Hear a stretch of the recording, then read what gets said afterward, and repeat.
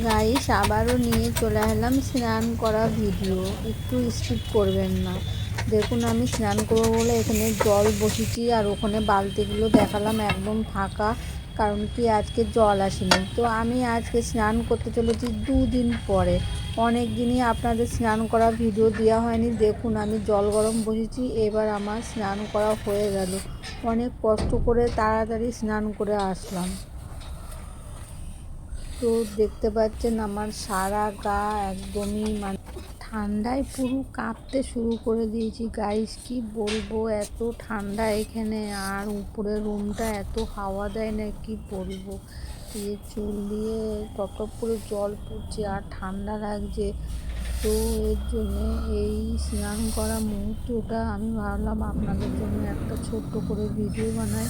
তো গাইস আমার ভিডিওগুলো আপনাদের কেমন লাগে কমেন্ট করে বলতে ভুলবেন না। আপনাদের সবার জন্য কমেন্ট বক্স এনি টাইম খোলা আছে।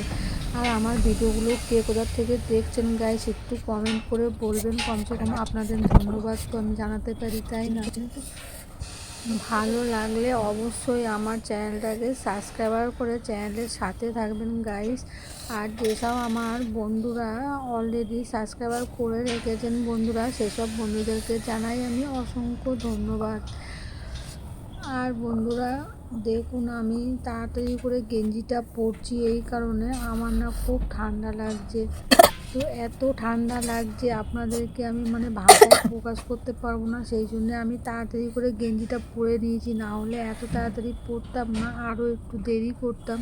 কিন্তু প্রচণ্ড ঠান্ডা লাগছে আর আমার রান্নারও সময় হয়ে যাচ্ছে। তো আমার এই গেঞ্জিটা পরে কেমন লাগছে, লুকটা একটু ভালো করে দেখুন কীরকম লাগছে আমার এই লুকটা।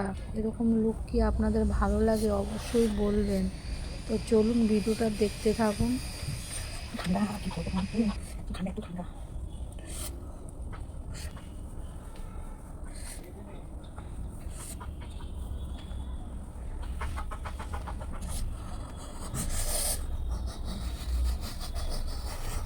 গাইস ভিডিওটা কেমন লাগে কিংবা আমার ভিডিওগুলো আপনাদের কেমন লাগে কমেন্ট করে জানাতে ভুলবেন না গাইস।